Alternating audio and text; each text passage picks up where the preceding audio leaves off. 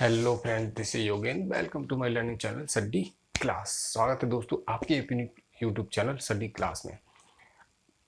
हमारे 2 लेक्चर हो चुके हैं, मतलब 2 वीडियो हमारे और पहले ब्लड के ऊपर आ चुके हैं। ये हमारा तीसरा ब्लड का है। पहले में हीमोग्लोबिन था, दूसरे में प्लाज्मा था, और तीसरा है हमारा रुद्राणु। रुद्राणु शरीर में कितने % होता है, कितने क्या होता है, कैसे होता है, वो आइए सब देख लेते हैं। आइए कुछ नया सीख लेते हैं। रुद्राणु ये शरीर का 40% पाया जाता है। कितना? 40%। कितना दोस्तों? 40% पाया जाता है। ये रुद्राणु 3 प्रकार के होते हैं। आरबीसी, जिसको हम बोलते हैं रेड ब्लड कोर्पसल्स, मतलब लाल रक्त कणिकाएं। दूसरा होता है डब्ल्यूबीसी, मतलब इनको बोलते हैं श्वेत रक्त कणिकाएं, व्हाइट ब्लड कोर्पसल। तीसरी होते हैं प्लेटलेट्स या फिर थ्रोम्बोसाइट, प्लेटलेट्स या थ्रोम्बोसाइट। ये 3 प्रकार होते हैं रुद्राणु के। अब पहला आता है हमारा आरबीसी, तो आरबीसी को देख लेते हैं। आरबीसी ये संपूर्ण रुद्राणु का 90% होता है। संपूर्ण रुद्राणु का 90% क्या होता है? आरबीसी। 90% आरबीसी हो गया, 10% में डब्ल्यूबीसी और प्लेटलेट्स आते हैं। तो आरबीसी कितना हो गया? 90%। इसको आप याद रखें। सेकंड नंबर पे इसका आता है कि इन कणिकाओं का रंग लाल होता है। लाल होता किसके कारण है, आगे देख लेते हैं। इनमें उपस्थित लाल वर्णक, मतलब जो रेड पिगमेंट होता है और लाल वर्णक होता है, वो हीमोग्लोबिन नामक प्रोटीन के कारण होता है। हीमोग्लोबिन नामक प्रोटीन के कारण। तो हीमोग्लोबिन एक प्रोटीन है, ये याद रखें। थर्ड पॉइंट आता है हीमोग्लोबिन में लोहा पाया जाता है। हीमोग्लोबिन में क्या पाया जाता है? लोहा। ये मोस्टली यहाँ से क्वेश्चन पुटअप किया जाता है, तो इसलिए इसको याद रखें। नंबर चौथा पॉइंट आता है हमारा कि हीमोग्लोबिन की कमी से एनीमिया। यहाँ से क्वेश्चन जरूर पूछा जाता है कि रक्त की कमी से कौन सा रोग होता है, तो कौन सा रोग होता है? एनीमिया, जिसको हम बोलते अरक्तता। अरक्तता, तो ये हमेशा याद रखें, क्योंकि एनीमिया ना बोल के अरक्तता भी लिख देता है, फिर हम समझ नहीं पाते हैं कि अरे इसने ये कैसे कहाँ से पूछ लिया। अरक्तता तो हमको पढ़ाया ही नहीं।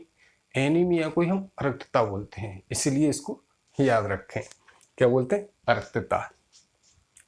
नंबर 5वां पॉइंट आता है आरबीसी ऑक्सीजन को शरीर के विभिन्न अंगों तक ले जाती है। आरबीसी का क्या काम है? ऑक्सीजन के शरीर के विभिन्न अंगों तक ले जाना। मतलब ये हुआ कि ये परिवहन का काम करती है, मतलब ट्रांसपोर्टर। कौन? आरबीसी। आरबीसी का जीवन काल 90 से 120 दिन का होता है। कितने दिन का?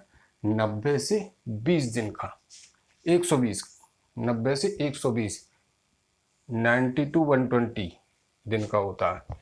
और इसी का निर्माण लाल अस्थि मज्जा, मतलब रेड बोन मैरो, किसमें होता है? रेड बोन मैरो, लाल अस्थि मज्जा में होता है। अच्छा, यहीं से एक ये आता है कि लाल रक्त कणिकाओं का निर्माण कहाँ होता है? रेड बोन मैरो में हो गया।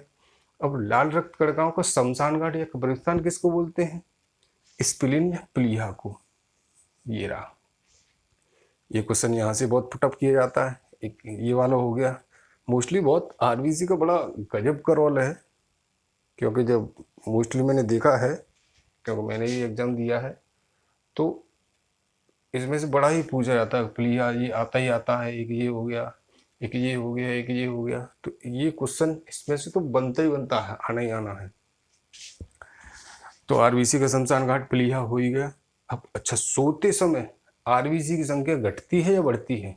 ये भी बहुत आता है। सोते समय संख्या आरबीसी की घटती है और ऊंचाई पर चढ़ते समय बढ़ती है। आरबीसी की संख्या सोते समय घटेगी, सोते समय कम होगी, और जब जैसे जैसे ऊपर चढ़ते चले जाएंगे तो उसकी आरबीसी की संख्या बढ़ेगी। अच्छा, ये हो गए आपके 9 पॉइंट। एक और पॉइंट रह जाता है इसमें, क्या?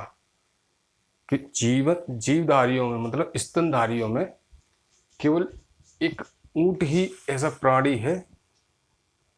क्या? ऊंट ही एक ऐसा प्राणी है जिसकी रुधिर कणिकाओं में केंद्रक पाया जाता है। स्तनधारियों की बात हो रही है केवल बस। ऊंट ही एक ऐसा प्राणी है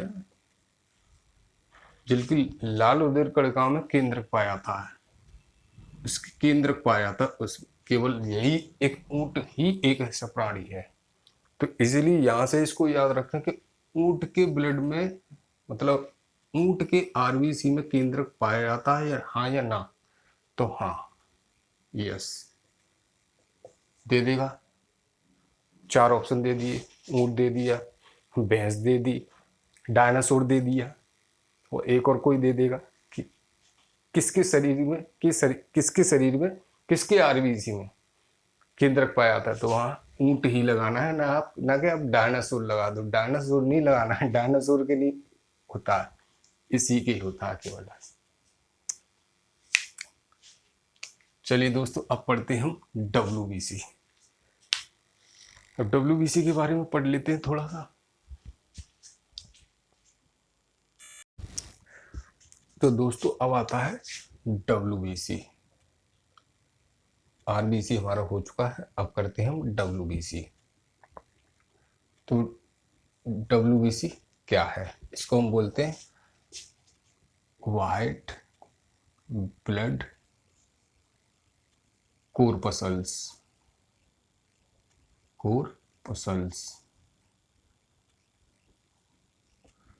श्वेत रक्त कणिकाएं, श्वेत रक्त कणिकाएं, श्वेत रक्त कणिकाएं। दोस्तों क्या बोलते हैं?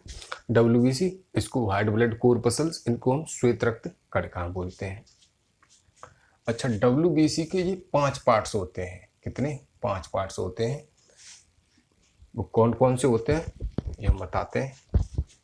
1 2 3 4 और 5, ये 5 पार्ट्स होते हैं।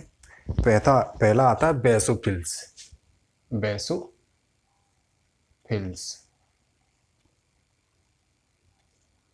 पहला आता है बेसोफिल्स। बेसोफिल्स, पहला हमारा बेसोफिल्स हो गया।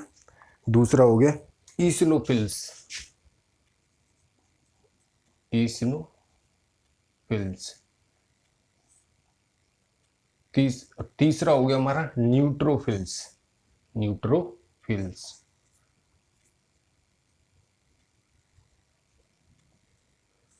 न्यूट्रोफिल्स, तो इनको सही से देखते हुए बहुत डीप में जा रहे हैं हम लोग। तो न्यूट्रोफिल्स हो गए। और चौथा हो गया हमारा लिम्फोसाइट। लिम्फोसाइट, पांचवा हो गया हमारा मोनोसाइट।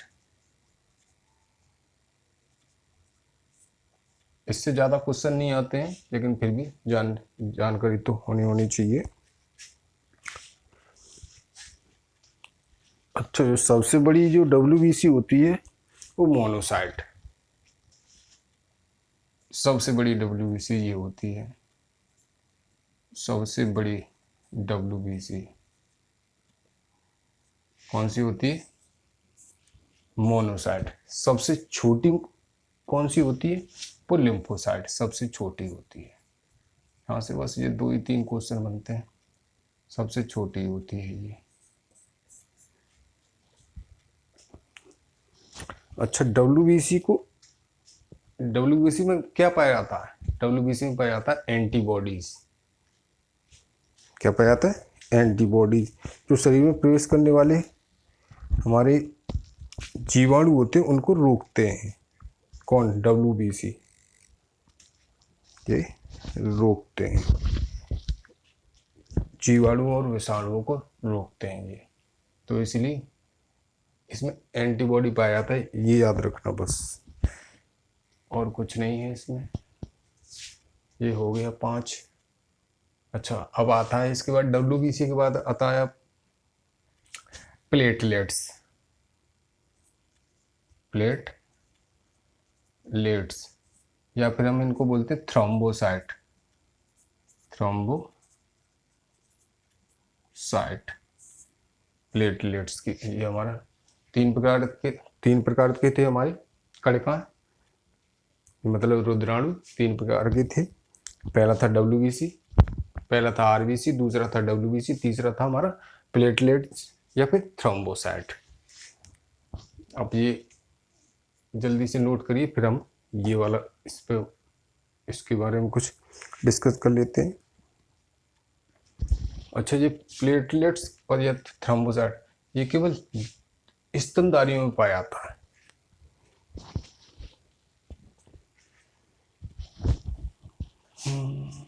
ये किस में पाया जाता है?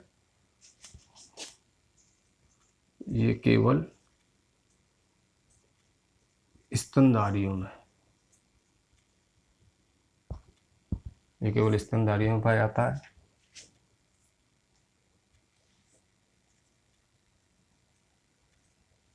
पाया जाता है। नंबर दूसरा पॉइंट इसका आता है, इसका काम क्या है थ्रोम्बोसाइट का? दोस्तों, थ्रोम्बोसाइट का काम है ब्लड का थक्का बनाना। जो ब्लड जम जाता है तो उसका थक्का बन जाता है, तो इसका यही काम है बस। क्या है? ब्लड का थक्का बनाना, क्लॉटिंग, ब्लड का थक्का बनाना।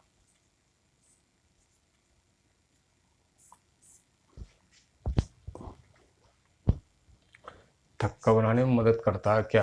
प्लेट्स या फिर थ्रोम्बोसाइट।